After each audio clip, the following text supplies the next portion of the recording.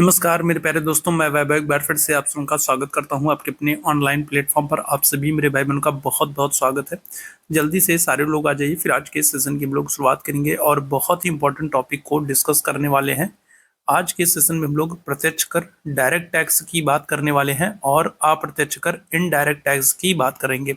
तो प्रत्यक्ष कर क्या होते हैं, अप्रत्यक्ष कर क्या होते हैं, डायरेक्ट टैक्स इनडायरेक्ट टैक्स क्या होते हैं, और डायरेक्ट टैक्स और इनडायरेक्ट टैक्स की श्रेणी में कौन कौन से करों को शामिल किया जाता है, तो उनको भी आज हम लोग ट्रिक के माध्यम से पढ़ने वाले हैं।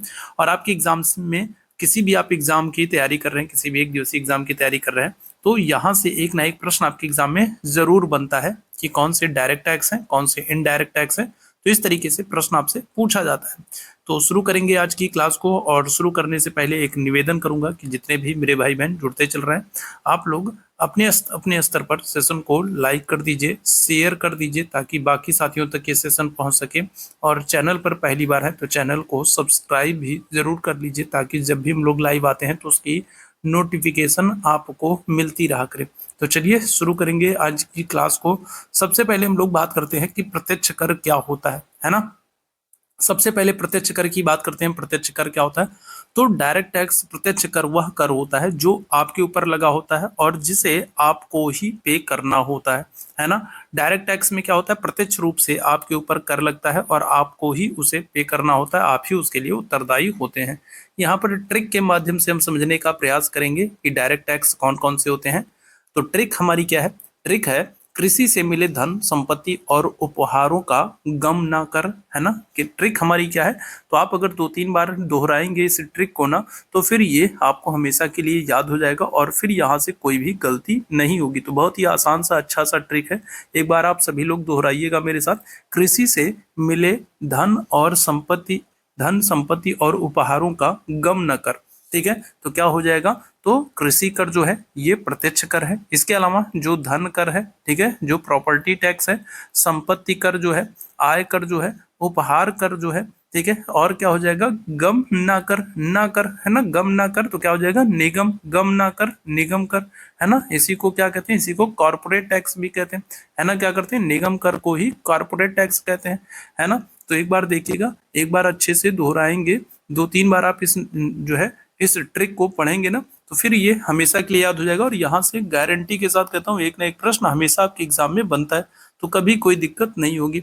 तो कृषि, कृषि से कृषि कर हो गया, कृषि से आपका कृषि कर हो गया। इसके अलावा धन से धन कर हो गया, संपत्ति से संपत्ति कर हो गया, और उपहार से क्या हो जाएगा? उपहार से आपका उपहार कर हो जाएगा। और गम ना कर, गम ना का क्या हो जाएगा? तो निगम, है ना, निगम, गम ना कर निगम, है ना। तो इस तरीके से आप याद रखेंगे तो क्या हो जाएगा? तो आपका निगम कर, उपहार कर, आय कर, संपत्ति कर, धन कर, कृषि कर, ये सब क्या होते हैं? ये सब आपके डायरेक्ट टैक्स होते हैं।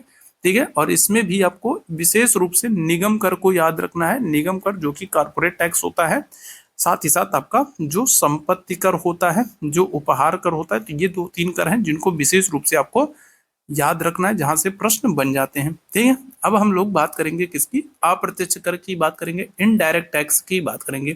इनडायरेक्ट टैक्स क्या होते हैं?